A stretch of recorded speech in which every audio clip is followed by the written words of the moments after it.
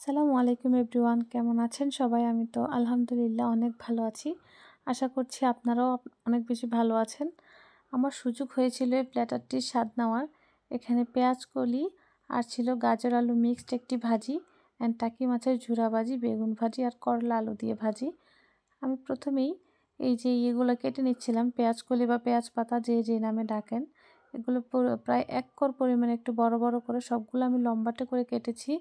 যেহেতু নতুন আলু বয়েল হতে সময় লাগে না, পেঁয়াজ কলিও কিন্তু খুব একটা সময় লাগে না। আর বেগুন, আমি অন্যদিকে বেগুন প্রিপেয়ার করছিলাম। সবগুলো কাটাকুটি আগে করে নিচ্ছিলাম, যেহেতু সবগুলো ভাজি আইটেম ছিল। আসলে ভাজি হতে খুব বেশি সময় লাগে না, তাই কাটাকুটি সব করে নিলে রান্নার প্রসেসিংটা আসলে বেশি টাইম লাগে না। আর অন্যদিকে এই টাকি মাছগুলো ছিল কিন্তু মাঝারি সাইজের। দেখতেই পাচ্ছেন এই যে আমার ১ কোর পরিমাণ করে মাছগুলো একদম ছোট করে কেটে নিয়েছি। এটা আসলে আমার স্পেশালি আমার বাবা খুব বেশি পছন্দ করেন। মা প্রায় রান্না করেন, তবে আমি ফার্স্ট টাইম করেছি। ভুল হয়ে গিয়ে থাকলে ক্ষমা সুন্দর দৃষ্টিতে দেখবেন।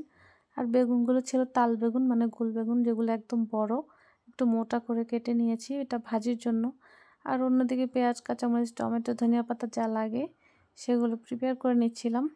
আর সরিষার তেলে আমরা রান্নাটা করি। সরিষার তেলে যে কোনো ভাজি আসলে আলাদা একটা মাত্রা যোগ করে, যেটা টেস্টেও ভালো অ্যান্ড স্বাস্থ্যের দিক থেকেও কিন্তু ভালো। মশলাপাতি সব কিছু আসলে তেমন বেশি কিছু ইউজ করা হয়নি। এখানে হচ্ছে জাস্ট হলুদ, লবণ, আদা রসুন পেস্ট এটুকুনি। আর এখানে কিন্তু কোনো পানি ইউজ করা হয়নি। মাছগুলো কিন্তু আগের থেকে ভেজে নেওয়া হয়নি, যেক্ষেত্রে এটা পানি দিব না, এটা এমনিতেই অনেক বেশি ভাজা ভাজা হয়ে যাবে। আর সাথে কিন্তু একটু টমেটো অ্যাড করে দিয়েছিলাম।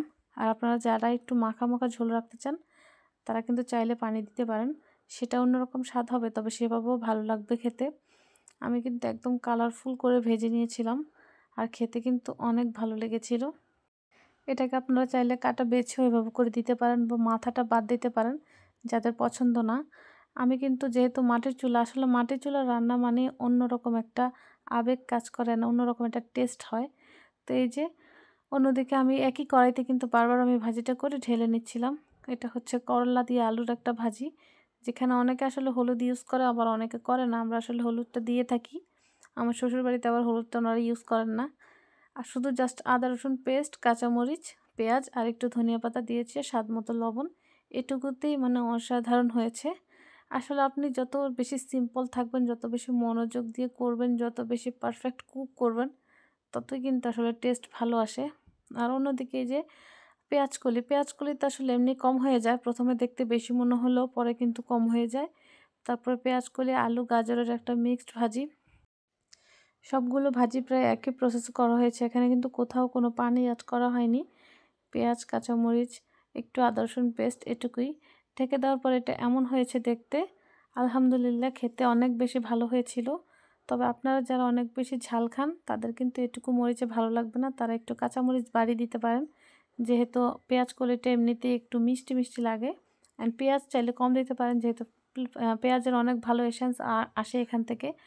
আর তাল বেগুনটাকে আমি জাস্ট হলুদ লবণ দিয়ে মাখিয়ে নিয়েছি। আর আপনারা চাইলে একটু মরিচের গুঁড়ো অ্যাড করে দিতে পারেন। এটুকুই আসলে বেগুন জিনিসটা, আসলে এটা কিন্তু কুক হতে অনেক বেশি কম সময় লাগে। আপনাদের হাতে টাইম না থাকলে কিন্তু ঝটপট এটা করে খেয়ে নিতে পারেন। আলহামদুলিল্লাহ ৪ পদের ভাজি এত বেশি পারফেক্ট হয়েছে অ্যান্ড এত বেশি টেস্টি হয়েছে। এখানে যে কোনো একটা আইটেম করে আপনারা নিঃসন্দেহে খেয়ে ফেলতে পারবেন, কোনো সমস্যা হবে না। আমি তো মানে কোনটা রেখে কোনটা খাবো, যেটা বাদ দিব সেটাই মিস করব, এমন ফিল হয়েছে আমার। তো ভালো লাগলে পাশে থাকবেন। আজ এ পর্যন্তই। আসসালামু আলাইকুম, আল্লাহ হাফেজ।